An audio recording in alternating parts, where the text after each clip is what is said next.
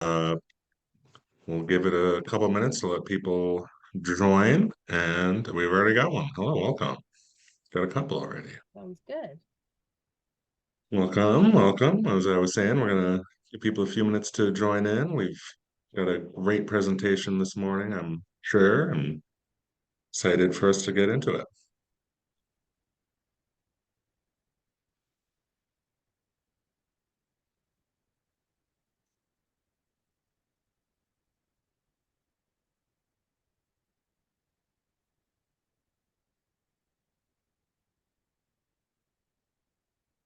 People still coming in. Awesome.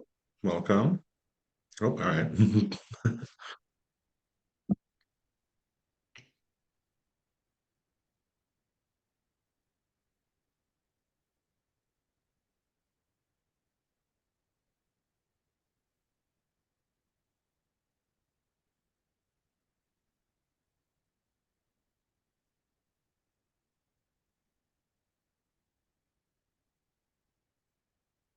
All right. Well, I would say in the interest of time and as well as the fact that this will is being recorded and everyone will receive a recording of it at the end, why don't we get things rolling? My name's Jasper. I'm with Score Maine, and I'm happy to present our today's webinar on women-owned small businesses. We're a resource partner with the Small Business Association, and we're happy to have a couple great guests here today, Miranda and Morgan from EMDC. They will be taking over from me here in a minute. I just want to let you know that we'll be holding all questions to the end, and feel free to get them queued up as the presentation goes along. And without further ado, I'm going to pass it over to you. Thank you. Good morning, everybody. My name is Miranda. I'm with Eastern Maine Development Corporation's Maine APEX program. And my colleague Morgan is here with us. He's going to help me as I go through these slides today and help answer your questions at the end. So we're going to talk about the SBA's Woman-Owned Small Business Certification today. It's something that's really, really important for small business owners to know if you are a woman-owned small business. So let's get into it. So what we're going to talk about is we're going to talk about the WOSB. So if you know anything about federal agencies, they like to make everything acronyms. So they shorten everything. Okay, so there's the WOSB or the WOSB and the EDWOSB, and we're going to talk about the difference between the two of those. We're going to talk about who can be a woman-owned small business, who qualifies, what you need to be ready, the process and what that looks like, and the timeline and all of that good stuff, and just a little bit about who we are so that you can kind of see, what gives us the authority to kind of be talking about it today. So, like I said, we're with Eastern Maine Development Corporation with the APEX program. So we are a program that has matching funding from the state of Maine, DECD, those acronyms again. And we also work with Northern Maine Development Commission. So if you're located up in Aroostook County and you've ever worked with Dana Delano, he's with NMDC, and Sunrise County Economic Council out in Machias, and that's where Jessica Crowley is. She's our counselor out there in Machias. We're federally funded through the Office of Small Business Programs of the Office of the Secretary of Defense. We're part of a nationwide program of there's 98 APEX accelerators. So any state you go to, you're going to find an APEX accelerator. We used to be called PTAC for the longest time, since like the 80s. And recently they changed kind of our position and where we fall under the DoD. And the DoD, when they get a new program, it's like a new shiny toy and they like to make it theirs. And so they rebranded us and they made us the APEX accelerators, but we're the same program. So if you anything when you think PTAC, now just think APEX. So our clients are Maine businesses who want to do business with the federal, state, or local governments. And all the services that we offer are free of charge. Okay, so why are we necessary? So like I said before, when we talk about the federal agencies in particular, there's a big alphabet soup of acronyms. There's the WOSB, EDWOSB, the VOSB, SDVOSB, all of those. And it's enough to make anybody's head spin a little bit. And government rules and the procurement rules in particular are really, really complicated. As is kind of this process, the WOSB certification process. So even if you are qualified to be a WOSB, sometimes just getting through and understanding that process and the timelines and how to work through that can be really tricky. So it's nice to have somebody who is really familiar with it that can kind of hold your hand through that. And we can also help you. The SBA, they have a lot of updates. They're always changing and evolving, and it's next to impossible for somebody to stay on top of all those updates. So we're here to kind of help you with all of that stuff. So big companies have specialized staff for these types of things. Small companies have Maine APEX. So, which is a good thing because we're free. So you don't have to worry about actually bringing someone on salary. So if after this presentation, you think to yourself like, hey, I think maybe I want to go through this process and I want to see about becoming a woman-owned certified small business, you can always give us a call and we'll have some information at the end that tells you kind of who you should be reaching out to and how to do that. All right. So, the SBA has two different types of woman-owned small business certifications. Like we talked about, there's the woman-owned small business and the EDWOSB, which is economically disadvantaged woman-owned small business. If you are qualified to be an EDWOSB, you're automatically qualified to be a WOSB, but it doesn't go the other way around. Not all woman-owned small businesses will qualify for the economically disadvantaged woman-owned small business. So we're going to talk about a little bit about, the differences between those and why that happens. The SBA maintains a list of eligible industries that they view as being underrepresented by women and listed under their NAICS codes. Currently, there are 733 of them. If you don't know what a NAICS code is, it stands for North American Industry Classification System, which is why they've shortened it because it's so long. And basically, the federal government gives numerical codes to every different type of industry. Anything you can think of, there's a NAICS code for that. And so in order to qualify as a WOSB or an EDWOSB, you have to fall under specific NAICS codes. Now, a lot of times when people hear that, they go, oh, shoot, there's a good chance that I'm not going to. The good news is, like here, there's currently 733 of them. Most people, their business will actually fall under more than one NAICS code, and it's relatively rare for someone to not be able to find a NAICS code that they can fit into in order to qualify for one of these. So sometimes we get creative, and it does happen. I won't say that it never happens, but it doesn't happen often. So please don't let that discourage you. And that's actually something that we can help you with as well. If you're looking at this and saying, I don't know how to search NAICS codes, I don't know how to see if I'm eligible, reach out to us. We can look into that for you and we can kind of walk you through that and help you figure that out. Yeah, before you move on there, Miranda, just a little bit of the tidbit that I would like to add here is that with those NAICS codes, the ones that don't qualify are generally industries that are like brokers. Like if you're just moving goods from one side to the other, if you truly have some sort of service or selling product type of industry, you're most likely going to fall under one of those NAICS codes and going to be fine there. That's what I have found when I've gone into, doing a lot of these certifications is that it's usually the ones that don't fall into it is that brokerage type of stuff where you're just kind of reselling stuff and going from there. Yes, totally. That's a great point. So don't stress about that.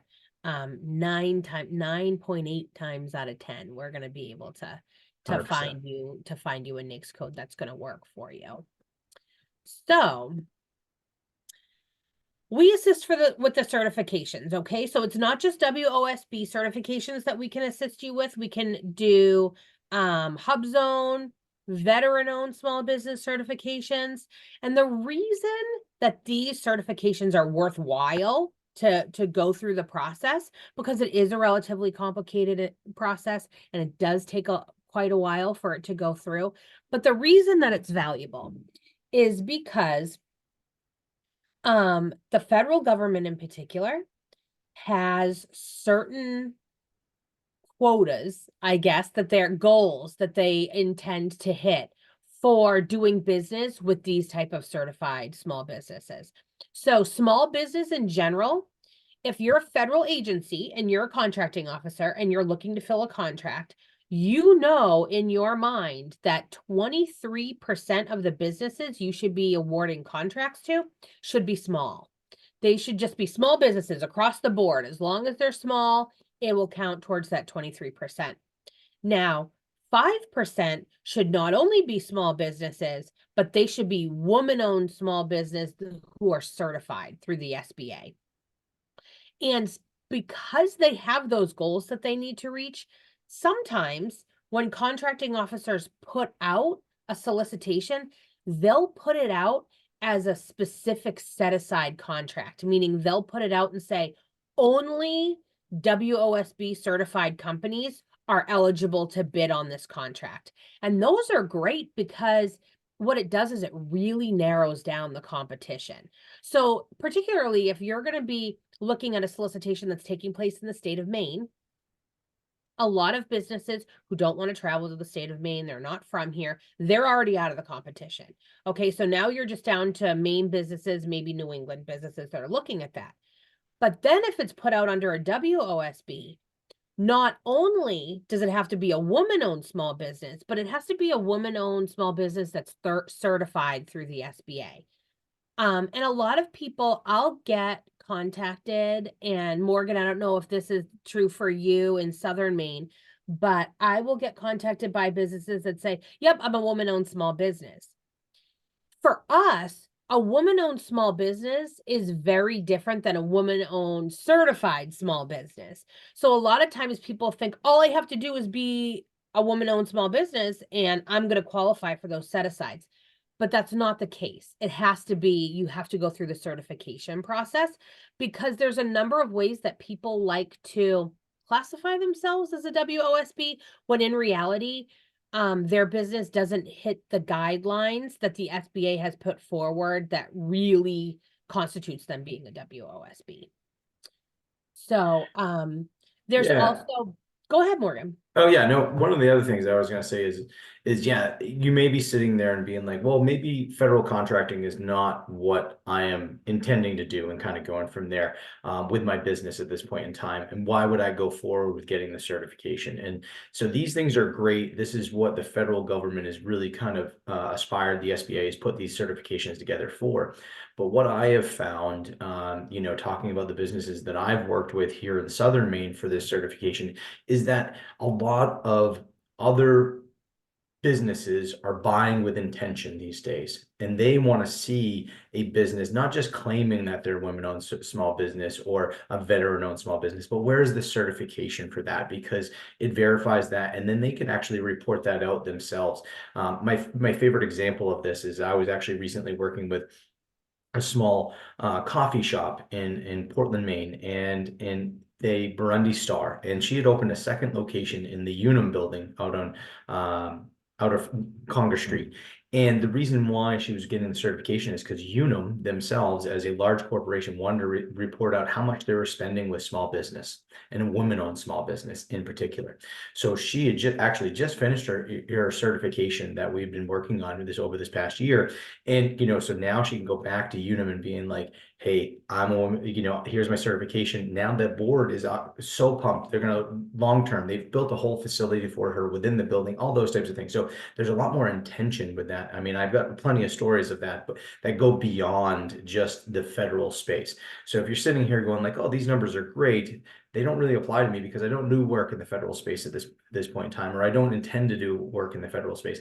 it does have a lot of ripple effects by getting this certification beyond just the federal space. Even with the state levels, I mean, many different states will have that type of opportunity. I mean, everybody's buying with much more intention these days, is the way that I say it. So something to keep in mind, if these numbers are not like, oh, this is the reason why I should do this, think about that part of it as well. 100%. Yeah, and even this is a federal certification, but oftentimes we see that state agencies really are putting an emphasis on selling to these certified businesses, because oftentimes when the state of Maine gets money that comes into the state, it's federally backed. So even though they may not themselves have a goal for that, they need to report out on who they're doing business with. And so it kind of all goes back to the feds. And even when we're not talking about government contracting in terms of procurement, grant opportunities as well.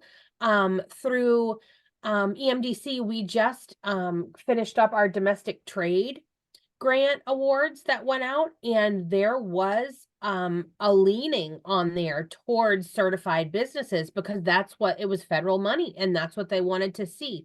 So there's not a downside besides the angst of the process of going through it. There's not a downside to being certified. There's actually a lot of upsides, and we're always seeing new ways that people are benefiting from these certifications. So yeah, it's a great point, because a ton of our clients have absolutely no interest in doing business with the federal government, and I completely understand that. But it's still worthwhile. It's still worth your time for sure. Okay, so when it comes to the actual certification process, a lot of this is, the vast majority of people go through a self-certification process where they're going to log on to the SBA's WOSB certify website. They're going to upload their own documentation. They're going to self-attest to things. And then once you do that, you're going to wait for the SBA to come back and say, yay or nay, or we need more information. But there is a third-party certification option. I have one, I think of all my clients has gone through this. She goes through WeBank, the Women's Business Enterprise National Council, to become certified. So sometimes people will see value in these separate organization certifications as well. And so they go through that process. And what happens is, once you get that certification, you can go onto the SBA's website and upload your certification from there, and they put a lot of value in that. And so you get to cut out a lot of the steps that you would have to do if you were going through the self-certification process yourself. So, and it will say, this is not in lieu of the SBA certification. You'll be prompted to upload the certificate under the existing qualified certifications section. But what this does is it cuts the time, the self-certification time, dramatically, like over half. And you will still have to attest to certain things, but there's a lot of documentation that you will not have to upload. And then you'll end up with both certifications. So that is, if you are somebody who already has one of these certifications and you decide to reach out to us, or you decide to go onto the website yourself and certify, if you already have this certification, make sure that you have your certificate that you can upload, because it's going to make it easier for you. Yeah, the other piece that I would add on this one is, Miranda hit the nail on the head here, is that it's a very similar process. It's not the identical, but it is very similar. The other piece is that many of these associations or third-party certifiers, there is some sort of fee involved with them, either to become a member of, the U.S. Women's Chamber, or, whatever that might be. There is some sort of fee associated with kind of getting involved with these organizations and getting that certification, where the self-certification with the SBA and, possibly doing it with a counselor like myself is completely free. There is no fee involved in there. It is the time piece, I think, in some regards. I haven't had anybody go through the third third-party certifications in a couple of years now, so I'm not really sure what the timeline on it is, and Miranda says that she does, so she might have better answers on those if there's any questions there. But with the SBA piece, it's free. That's the big caveat for them, where the other ones do have some sort of fee associated, but you do become a member of the Chamber of Commerce or something of that nature. So there is some benefits, as Miranda says, to being a part of both of those, because I do have some folks that have gone through the certification with the Women's Business Enterprise National Council there as well, and they have that certification. Once they have the certificate, like Miranda says, we can upload that, and then we can get the SBA certification as well. Yeah. So you want to make sure, and I always like to be careful with this slide because I don't want people to think to themselves like, oh, it's going to be, even though I don't really see value in this, I'm going to go through a third-party certification process. I'll pay for this and it'll make it easier in the long run. It's really only valuable if you see value in the membership that you're joining through them. If you're already doing that, then let's use that to help with your WOSB certification. If you're not, then don't worry about it and just go through. Yes, you have to upload documents, but you're going to have to provide those documents to the third-party certification person anyway. So, that's why I think we have so few clients. Actually, I used to have 2 clients who went through WeBank, but the last one, we just recertified her this year. And she said, I think I'm just going to go through it. I'm going to let the WeBank lapse because I don't want to pay the annual fees anymore. So let's just go through and do this on our own.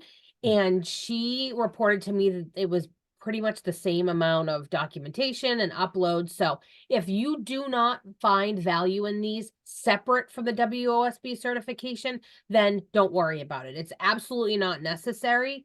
But if you're already a member of one of these and you've gone through the certification, then provide that, and it's going to make the WOSB certify website process a lot easier for you. So we've already talked a little bit about this, about what are the benefits of the WOSB and the EDWOSB, but just to recap a little bit. So, there's set aside contracts that will be put out to WOSB and EDWOSB certifications. I have not come across a solicitation that's been put out specifically for an EDWOSB and not a WOSB. They're almost always kind of married to each other. So that's normally what you see there. And sole source contract. So the feds can award a sole source contract to a WOSB or EDWOSB if they don't have a reasonable expectation that 2 or more qualified businesses will submit offers, and they determine that the qualified business is responsible and determine that the contract can be awarded at a fair price. So that's a possibility with this as well. And then subcontracting. For a ton of my clients up here in the Bangor area, they don't have any aspirations of working directly with the federal government or even the state government. They're like, I don't want privity of the contract. I don't want the responsibility of it, but I'd like to get a little piece of the pie. I'd like to come in as a subcontractor, and having that certification can make you really valuable to prime contractors that don't have those certifications. Or even if they do, they can say, and my subcontractors also have them as well. So the way that Morgan put it, with people purchasing with intention and really really have strong ethical beliefs on who they would like to hire, it really can give you a leg up. So consider it even in the subcontracting space, because I think that that's a space that often people don't realize that it can impact. But I have primes that I've worked with that have said, I'm having a really hard time finding a hub zone or WOSB or VOSB to work with, and that feds really want me to. They've written it into the contract that they want me to have these, so it does add value. So it's worth it for sure. Am I WOSB eligible? This is the question I think that everybody is always concerned about. Okay, so we're going to go through a little bit on what's going to make you eligible. So there's 3 main points that you have to hit. You've got to be a small business.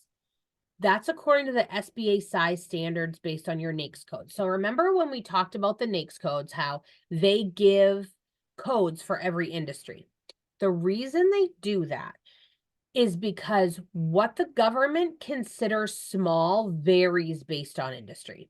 So every NAICS code has a different threshold for what's considered small. And they base that on your net worth and your number of employees, how big you are. There are some industries that you can have 100 employees and be considered small, and there's some that you can have, 500 employees and be considered small. They're all over the place. They're all across the board. So whatever size standard whatever NAICS code you fall under, you have to make sure that you're considered small. Now, just knowing who typically comes on these types of webinars, I'm guessing you're small. A lot of times people are like, well, I don't know. I got 12 employees last year. Trust me, you're small. 12 is small. So, don't stress so much about that. There's an easy way to search for what your NAICS code is and to see what the corresponding size standard is that we can look up for you. And then one piece of clarification on the size standard I would say there is because Miranda is correct. It is based on net worth, annual revenue, I should say, in that sense of it, and employees. It's one or the other. So put it in perspective here. So if you're an architecture firm and it doesn't matter how many people you have, it's based on how much annual revenue you have and what brings in there. And to make you understand what we're talking about when size standards there, I'm pretty sure the A&E size standard is like $45 million a year. If you're under that, you're considered small. I know I have a manufacturing firm that I work with, and they can have up to 750 employees. They can make as much money as they like, but they have to be under 750 employees to be considered small. So it's one or the other there on that size standard. It's not, you have to hit both to be considered small. Yes. Yep. No, that's a really good point. So, like I said, it's very rare that we have small businesses reach out to us or any businesses reach out to us and we have to say, oh, you don't fit under the size standard. That tends to not be the problem with WOSB. What tends to be the problem is the second one.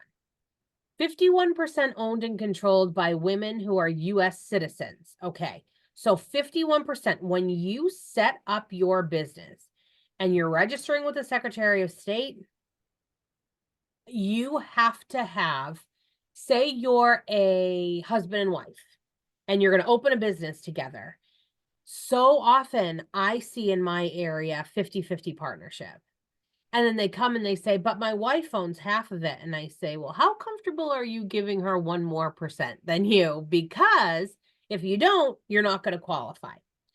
And if you notice the wording on there, 51% owned and controlled by women, which means you don't have to be one woman. You can have multiple women who are owning and controlling it. So you can have 50-50 and both are women.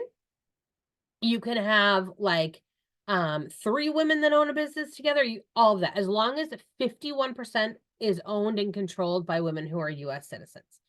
Now, controlled is another thing that we kind of run into when certification time comes and they're looking at it.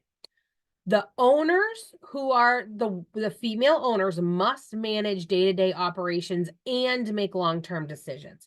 The reason that this rule is in place is because they are trying to prevent having a woman in name only, saying, okay, she's the owner, but she's not really involved in this, and there's a lot of mom and pop type shops where they say, yeah, okay, well, I'll put it in my wife's name, but she doesn't really have anything to do with it. No. They want this to actually be it should be considered women owned and controlled small business certification. Because it's not just the ownership piece. It's actually a really important piece, and it's a piece that they are going to ask you to demonstrate through your resume and exactly to lay out what your day-to-day duties are. So you just really want to make sure before you're considering doing this that those big decisions are being made by the woman that owns the business. It's important. It's one of the biggest hurdles of the certification process, I would say, because you got to be showing that proof and, of that control piece and that management of day to day. So, like she said, either through resume or, letters of explanation, doing those types of things are all things that are going to need to be provided, especially if you have a complex kind of ownership structure. Yeah. Yeah, and that's actually, for me and my experience with my clients, those have tended to be the questions that we've gotten back from the SBA. So we'll submit a resume or letters of explanation, and they'll come back and say, we want even more specifics on exactly what you do in X capacity of the business. So just being prepared to answer those questions as they come in, and know that the reason that they're being asked is for really the integrity of the certification.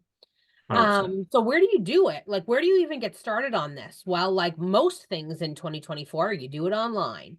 So you go to that website, the wosb.certify.sba.gov, and you just click get started. And you're going to answer questions about your business and uploading documents. Now, before you even do that, when you click get started, it's going to ask you to log in. And when you log in, it's going to take you to a website called login.gov. So that is definitely something that you're going to want to set up prior to this. So for any of you who have not heard of what a SAM registration is, SAM stands for System for Award Management. Anyone who wants to do business with the federal government, receive any type of federal funding, anything like that, grants, you need to be registered in the System for Award Management, or SAM.gov. It's a relatively complicated registration. I think it's one that for me, it's how I meet most of my clients, because they're frustrated with registering in SAM and they call me and say, I can't figure this out, and we get through it together. So that's your first step, is a SAM registration that'll get you a UEI. That's going to be the very first thing that you want to do, because the Certify website, that's going to communicate with the SAM registration. Okay, so it's going to pull some of that information that you put in the SAM registration into the Certify website. So that's actually going to be your first starting point, is getting your SAM.gov registration, not this Certify website. You want to do that before you even go to the Certify website. Okay, but saying, okay, you're already registered in SAM, you go to the Certify website, and that is how you're going to get set up. And you're going to answer questions about your business, and you're going to upload documents right to this website. And it's going to walk you through exactly which ones. There's certain sections that they call cards, and you're going to walk through there, and they're going to say, we need you to upload a birth certificate. We need you to upload or passport. And we're going to go through what those documents look like.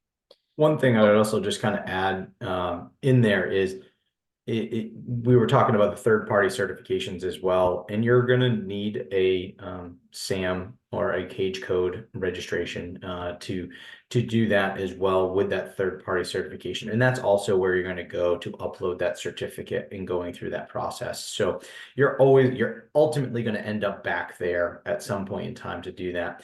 The other piece that I would add on there is, if you want to learn a little bit more about the certification process and you kind of want to explore that on your own, if you go to that website, and I know you're all going to get these slides and they're recording here, but go to that website, and they have got a great knowledge base there to learn about a lot of the stuff that's going on there. They have checklists of what documents you're going to need, because you'll see what we have here, but there's different business structures, and what do you need within different business structures and all that type of stuff.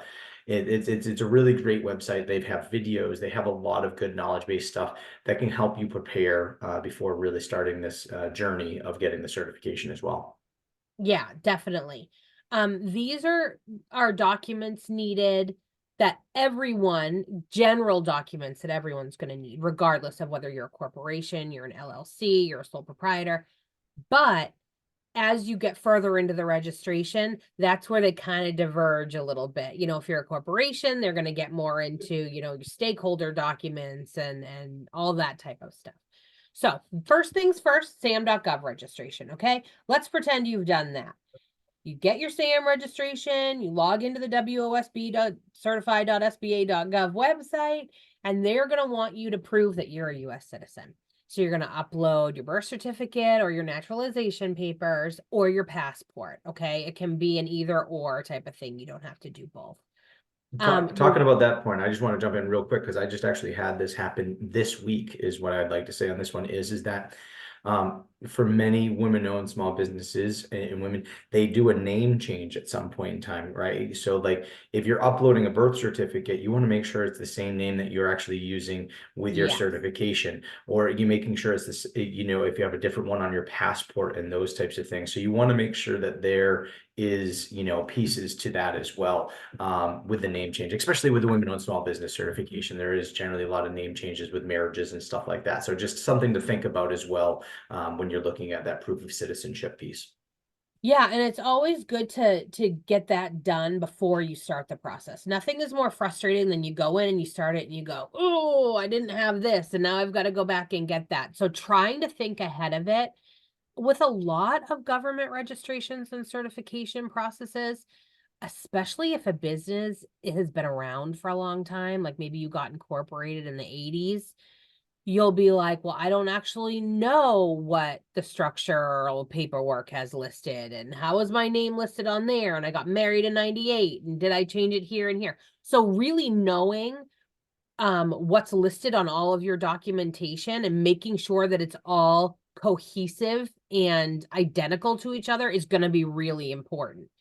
The second thing here is your resume. And this is something oftentimes I'll run into business owners and they'll go, well, I don't have a resume because I've owned this business for 35 years.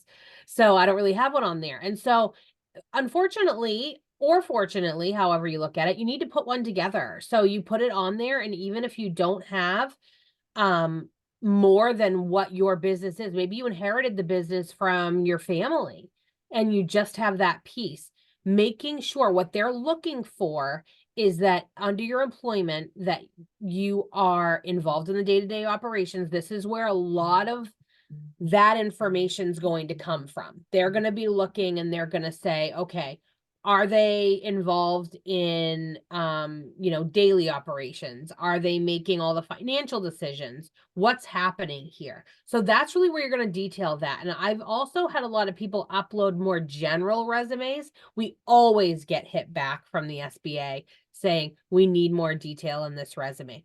So I encourage people now to do it right the first time, because the importance of doing this as close to perfect as you can the first time is so important, because even when you do that, it's a relatively long process, right? In theory and on paper, it takes 90 days for them to review this. That has not been the case recently. Recently, the SBA's WOSB program is very behind in these certifications, and we are seeing months to sometimes a year for these to go through. And so if you, once they have to ask you something and then you re-upload it, the waiting starts again. So they tend to not come back and go, oh, thanks for providing that. Here's the decision. It doesn't work that way. So we like people to be very realistic and say, look, because I've had some people say to me, well, let's just upload this resume, and if they need more information, we'll get it to them at that time. And I say to them, 100% we can do that, but just know that that could set you back months. So, you know, we really, really want to try to do this right the first time. And there's a couple pieces that I just want to add quickly, talking about the perfection of the resume as well, is in the checklist that the actual WOSB does provide of doing that, they do have certain sections they want to see within the resume, and you want to make sure you hit all of those. I'll use a small example of what happened to me because I had a resume kickback like you're talking about, and it said that they didn't have any technical skills listed in there. And so we just had to add a section that said technical skills and added that resume because it was exactly what you talked about. She inherited the family business and she's now the sole owner, and she was just like, well, so we made a resume, right? And we just didn't add that one section. The other piece with the resume is that they don't want to hear they want to know about your past experience, but they're really more focused on what are you doing now? What is the position you hold now with the business? And that's what you really want to highlight within that resume. So that's something that's really important. And then the other piece with the resume that I would also say is, because I've gotten questions about this with some of my applicants in the past as well, is that they want to make sure that this is your sole job or your primary job in all those senses. So if you have other part-time jobs that you may have that you do part-time, or even if maybe it's a dated resume, I've had this happen, is that they didn't update it saying that position was terminated and they no longer do that work anymore. They'll come back and question that, because otherwise you're going to have to provide one of those letters of explanation about, like, what's the time that you spend on this, who's actually covering the business while you're not there. So you want to make sure that resume is kind of tight and neat, with exactly what's going on currently with you and what's in that piece of it there for sure. Yeah, and it's a great point as well. If you do have another part-time job, or even full-time job, making sure that you explain up front how you have time to do both, what that schedule looks like, and making sure that you kind of anticipate what those questions are going to be, and making sure that you answer them ahead of time, because really it's really important in terms of time frame. If you're doing this because you have a deadline for something at the end of the year, you want to be applying for something, it's really gonna save you time doing that. So and it's a great point. There are amazing resources that will tell you exactly what need to be put in there. And the 9 times out of 10, when they come back and ask for questions, it's on something that the person missed that they could have found in one of those checklists. So, and even if it's something that you feel like isn't applicable to you, uploading a letter of explanation on why you don't think it's applicable to you. They just need an answer. So, and that's something that we can kind of help you look at too. Yeah, So that's what I was joint gonna say. venture agreements. Yeah. Oh, go ahead. Yeah, go ahead. I was just gonna say, I mean, we're giving you a lot of detail about nitty-gritty stuff here in general about these documents. And that's because we've done these a bunch. And we're here obviously to talk about the WOSB certification and what the importance is. But it is a solid plug for having some help with this process, of understanding of people that have done it in the past, and they know what to look for and do that part of it. So, and if you're questioning what documents it is there, this is, all part of it for sure. So don't be afraid to reach out to somebody like us, for some resource help and pieces there for that. Yeah, definitely. And then if you have a joint venture agreements, they're going to ask you to upload those documents and any type of organizational agreements that you have. Okay, I'm going to go through these next ones pretty quick, just in terms of time. I want to make sure we get to your questions. So this is a list here. You're going to see, remember how we talked about how depending on the structure of your business, there's going to be different documents that you need to upload. Sole proprietors, I run into this a lot, where they have a DBA and we need to upload those documents. And sometimes people say, I don't even know, have I registered my DBA? Have I not? Those are all things that we want to look at ahead of time. So if you do decide to reach out to somebody to help you, that's the first thing we're going to do, is we're going to get everything, kind of make sure that all your ducks are in a row before you even log into that system. So you're going to have a copy of these slides. You're going to be able to go through and see these documents. So I'm going to just kind of click on to the next slide. So just in thinking of time. So EDWOSB, it's a subset of the WOSB. It's the economically disadvantaged woman-owned small business. So like I said before, if you're an EDWOSB and you qualify for that, you're automatically a WOSB. So when you log into the system, it's going to be asking you which one you're applying for. And so you don't have to apply for the WOSB separately than the EDWOSB. Just make sure that if you are wanting to go after the EDWOSB, that you're indicating that, because there's going to be extra documentation that you need to upload. So in order to be an EDWOSB, you have to meet all the requirements of the WOSB that we've already talked about. But you have to operate in certain NAICS codes that are different. Remember how we talked about 733 available NAICS codes for the WOSB? There's 110 for EDWOSB. So it limits the industry. quite a bit. And WOSBs whose owner claims economic disadvantage fall under this one. So when it comes to the EDWOSB, there's a lot more financial documentation that they're going to be asking you for. And I've worked with some people who are not comfortable providing that. And they say, I don't want to move forward with that. I just want to do the WOSB one. And that's 100% your prerogative to do that. But just know that they really dig into the finances of the EDWOSB. Yeah. And I think it's on the next slide here, but it's in that financial piece is not just your financials of the business. It does get into, if you have a partner, a spouse, whatever that might be, they go into the complete financials of your your personal life aspects of it there. So, with Miranda talking about that, they do some digging. These are the numbers here. You can see those on the screen there about what those net worths might be. So it's something that you do. As Miranda said, I've had that conversation with them, like maybe they are eligible because of their NAICS code. And I go, well, these are the additional qualifications that are needed. Do they make sense for you? Are you comfortable with providing this information? Do you want to do the extra legwork for those? As Miranda kind of alluded to earlier in the, the presentation is that we see, a lot of WOSB set-asides or opportunities out there. Do we see a lot of the EDWOSBs out there at the same time? Not nearly as many, so they're where, is the juice worth the squeeze, in some regards of doing this extra legwork here for the EDWOSB. Happy to assist, anybody in the process of doing those types of things, but, something to really think about as you're going through the process and starting to evaluate, is this certification right for you? Yeah, 100%. And for some people, they say, yes, it is. I want to move forward with this. And we say, cool. You need to be owned and controlled by one or more women, 51% for the WOSB. Your personal net worth has to be less than 750,000.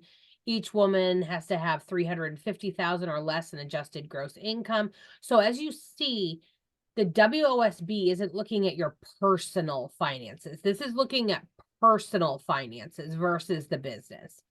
So that's where it can get a little sticky for some people. And each woman owner has to have 6 million or less in personal assets and qualify under those NAICS codes. So those are really what you need to be looking at in terms of EDWOSB. Now, having said that, because of all this, there are a heck of a lot less EDWOSBs than WOSBs. So if you do find that there is a benefit for you in there, we are more than happy to help walk you through this process as well. Okay, so now you've submitted it, right? You upload all your stuff, you hit submit, and now what? The process continues. So you can log into that website and you can check your status. So you can go in and log in, and there's just going to be a status. It'll say submitted. It'll say, processing, anything like that. It'll change in there. If more information is needed, they will let you know via email. So email is the way that you're going to be hearing from the SBA. So you want to really make sure that if you're not hearing from them, you're checking your spam folders. You're kind of making sure that your privacy filters are set so that those emails can come through. You may be asked to withdraw and reapply rather than deny you for more documentation needed. That is because if you are denied, there tends to be a waiting period where you can't reapply until that waiting period has gone through. So if they do see something wrong with your application, do not be surprised if they ask you to withdraw it. That's for your benefit, not for theirs. And if this last one, I should put an asterisk next to it. If approved, they will notify you. In a perfect world, and in theory, yes, they will. But I have to tell you that I have had a number of clients that will say, I'm so frustrated. I haven't heard back from them. I don't know what's happening. And I'll say, let's just do a stab in the dark and log in and check your status and see what it says. And it's in there and it's approved. And they just either didn't get the email, they missed the email somehow notifying them. So I always tell people logging in and checking your status is really important, because you just never know if that email has been missed somewhere along the lines. So make sure that you're checking. I have had that actually happen more often than people who have gotten the email. I don't know if it's just my people and their privacy settings or whatever, but it does happen. So make sure that you're checking and you're staying on top of it. And we can show you after you submit it, we can show you how to log in and check that. I haven't heard of that one, Miranda, but I'm sorry to hear that some of your clients have had to deal with that. I mean, I know that a lot of people have waited for it. One thing that I often do at this point in time is during the application process, you know, you don't have to be the sole applicant on there. You can add what is called a delegate. And so with clients that I'm working with and helping through that, they sometimes assign me as a delegate, and I can go in there and review that process. But the beauty is that when there is communication in the email that happens, is that other person, the delegate, also receives that email, so that it's not just one person that, you know, kind of is the only keeper of the information in there. So, you know, if more information is needed and it's sent by an email, or if it's approved, you know, the delegate will get that email. So if you're going through that process, you know, don't be afraid to add a delegate in there. You know, maybe if that's, you know, another employee, a staff member, or, you know, a resource partner like ourselves that you're working with, adding those people to kind of help you out so that everyone's kind of, you know, aware of what's going on from there, because you don't want it to fall through the cracks. Because once you have that certification, you want to celebrate it, right? You want to put that on your website. You want to put that on a, you know, capability statement. You want to, you know, put it on your LinkedIn page, whatever that might be for your business. You really want to start promoting that, and because that can really help you in the long term. 100%. Yeah, that's a great point. I think that having a delegate on there is kind of a fail. It really just is going to maximize the odds that you don't miss anything. In particular, if they ask you for more information and you're sitting there saying, how come I haven't heard from anybody? And you didn't, and you missed the email asking you for more information. That's just more time that's going by. So making sure that you have another set of eyes on it is a really, really good idea. And, you know, I think it's a really good idea, even in your SAM registration, you can have another person that has access to that. Say, you know, you have one employee that you've tasked to do this for you and they win the lottery and they suddenly disappear right off into the sunset. You want to make sure that you have somebody else who has access to this because you've put in the work of uploading all of this and going through this process. You certainly don't want to kind of drop the ball at the end and miss any of those emails for sure. So how can Apex help with WOSB certifications? We've kind of talked about that the whole way through, but we can help you understand the rules and processes, collecting data for the application and walking you through it, assisting you with the application. Basically, anything you do. I have a lot of clients that kind of say, I'm going to try to do this by myself. And then you come in at the end and look at it. And did I do everything right? Does everything look good? But more often than not, I'm with them every step of the way. So we're collecting the documentation together. We're looking at it together saying, yep, okay, this looks good. This looks good. Sometimes it's great to have an outsider look at it to say, oh, you missed this. Did you see that your maiden name is listed here instead of here? Did you see that? So just looking at all of that, we can then help you, you know, bid on things afterward. We can help you market it. We can do all of that stuff. So anything that you can think of in terms of these certifications, we can really help you with. And then when we say we, who are we talking about? We're talking about these people. So this is our team, and you can see that we're located all across the state. You can see kind of our corresponding colored circle with our region. I'm here in Central Maine. Morgan is down in Southern Maine. And we're everywhere in between. So if you are watching this presentation and thinking, hey, you know, I really think I should probably reach out to these people, try to reach out to the person in your area. If you are unclear on who you should reach out to, you reach out to any of us. We're going to let you know. Just let us know where you are, what county you're in, and we're going to be able to get you in touch with the person. This is all of our direct contact information, so you can reach out to us directly, or you can reach out to Mandy down there at the bottom. She's our program assistant, and she can really coordinate to get you in touch with your counselor. Okay, so now we would like to open it up for questions, comments, concerns, anything that might have come up during the presentation. Yeah, we've already got a few great questions in our both our threads, the chat and the Q&A. Feel free to keep them rolling in as they come up, guys. We'll start off with Lena here with a question. I feel like my business falls under multiple NAIC codes. How would you recommend figuring out the best one for them? Just any general tips for that. Yeah, so I mean, in terms of your NAICS codes, if you have multiple of them, what you want to do is you want to compare the size standards for all of them. You want to double check that WOSB list. If you have more than one NAICS code that falls under the list of approved NAICS codes and they all fall under the size standard, that's up to you what NAICS code you want to choose. There's no NAICS code that's better to use than others as long as it qualifies under the size standard. You Yeah, will and, have to you will have to indicate that one of them is your primary. So you're probably going to find the one that is the closest to you in that sense of it. But you know, you're in a lucky situation if you got multiple we can work with and go from there. yeah, and rolling into that, we have another one. Are there 733 NAICS industries total or codes that are eligible for underrepresented industries? From Adrienne here. Oh, codes that are eligible. Gotcha. Cool. We'll continue on. Would the benefit certification also benefit nonprofits and not-for-profits? From So Michael. these certifications are for-profit certifications. Hmm. All right. Lena asking, going back to the certification documents, which is there a specific one or acceptable certification for SAM if you're a sole proprietorship? How does that change things? Doesn't change anything. You know, you're still gonna have to go through the SAM.gov and get an entity registration, get a cage code as a sole proprietor.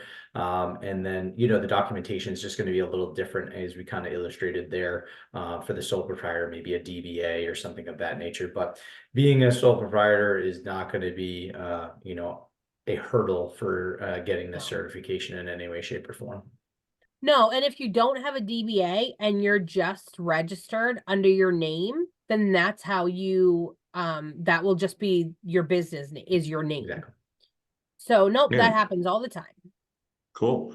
On the topic of SAM, does it cost anything? Are there any fees involved? No, just your sanity of the And process. I believe I saw earlier someone else had one on when you mentioned earlier some of the third party certifications. Are there what would you and you said there were some fees involved with that. What would you say like some of the averages are and if those are, you know, what's like the cost efficiency of those? It depends. They vary wildly. Some of them are hundreds of dollars a year. Some of them are significantly less. Yeah. So really what I would recommend doing is really look into their membership and see what is it that they're providing. If really all they're going to be providing is your third party certification, it's not worth it because you could do it for free. But if they have really valuable other resources for you and that works, then just you've gotta weigh out the benefit versus the cost. Yeah, I think just to give an actual number, I think last time I checked, or I had a client that went through the U.S. Women's Chamber of Commerce. I think it was like $300 for an annual membership or something like that. So, you know, that's kind of, I'm going to say ballparkish there. I think, you know, they like they say they do vary depending on what they are there. But yeah, it's several $100s, I would say, for most of those. Cool. And good information to have. Harry with an interesting one. How do the ownership percentages work in the case of three business partners, a woman, a male veteran, and another male? Can the business pursue both the woman-owned and veteran-owned certification? So this one's going to come down to how the operational agreement and the documentation when you legally formed your business is set up is so if all three partners own an equal share at 33%, and there's only one female, they wouldn't qualify for the women-owned small business. If there's only one veteran out of the group, they wouldn't qualify for that either. It literally comes down to the organizational agreements, operational agreements, organizational structure of how that ownership works there. And that's why they provide that information. That's something that you really want to review before looking into the application process as well, because I've had that happen as well. With a veteran-owned small business certification, it was same thing as Miranda was talking, husband and wife, it was a 50-50 split. We actually had to split it to 51-49 type of deal so that there was that true ownership and control there piece of it. So, it all comes down to that legal paperwork when you organize your business at that point. All right. Harry had another one earlier. I guess more on information that was on the slideshow, which just wanted to remind everyone we will be sending out the slideshow and this recording at the end. So if there was something you missed, you'll have access to it. But Harry was wondering about the organizational information that came after the resume discussion. May have gotten jumped over. If there's anything you guys would like to touch on that one. So really, those are just lists of the specific documents that you would have to upload. So for example, if you, stakeholder agreements, articles of incorporation, operating agreements, there are certain business structures that require more, especially if you have partners in your business. There's going to be a lot more documents that are going to be required. And yeah, like you said, you're going to all be getting those slides, so you'll be able to take a look at those lists. But honestly, going to the website and checking out their comprehensive checklist is really the most important thing that you can do. What we're providing on these slides is a general overview. But if you're really looking into this and you say, okay, I'm an LLC, check out that certify website and that checklist of everything that they're asking you for on there, because there's a lot of updates all the time. So don't review our slides and take them as gospel, because that's a general overview. Hop on to those websites and check out those checklists, because they're really good. Yeah, which website is that specifically what we're talking about right now? So WOSB.certify.sba.gov. Cool. That was the one that was right in the slide right previous to that where they get started. So, and I think that's an active link. So, just click right on there and you guys should be able to find that. And they have a good knowledge base piece of it for sure. Cool. And then we have Adrian with can you explain the overlap of the 110 EDWOSB? Do those 110 certifications overlap with the 733 NAICS codes? Yes, they do. So yeah, Cool. it's just a subset of that 700. That other 110 is within that actually are identified as underrepresented as well as economically disadvantaged places or industries. And on that topic, Linda's asking, what about if you're on disability and your income is limited? Will that limit or the eligibility of EDWOSB? No. Cool. No, because really they're looking at your limited income will probably help you with EDWOSB. That's really kind of what it's designed for. Yeah, that disability that you may be receiving is just going to be considered part of your assets and your in your income that you're going to be coming in there. And as long as it falls underneath those thresholds, you should be okay. Good to know. And with that, I believe we are through our questions. Anything else? Links as well will be provided in the supplemental information we'll be sending out to everyone at the end. Everyone that's been registered will receive the information. Want to thank you guys, Miranda and Morgan, again for coming out today and putting on this great talk. I know that there was a lot of great information that I hope everyone can use today. Yeah, feel free to reach out to us too. If anybody needs help with this or just has more clarifying questions, our emails and direct phone numbers are right on there. So give us a shout. And we'll also make sure to include that in the email we send you guys, everyone that's registered at the end. Great. All right. Well, appreciate the time. Thanks again. Thank you very much. Hey, thank you guys. I hope everyone has a great rest of their day. Bye-bye.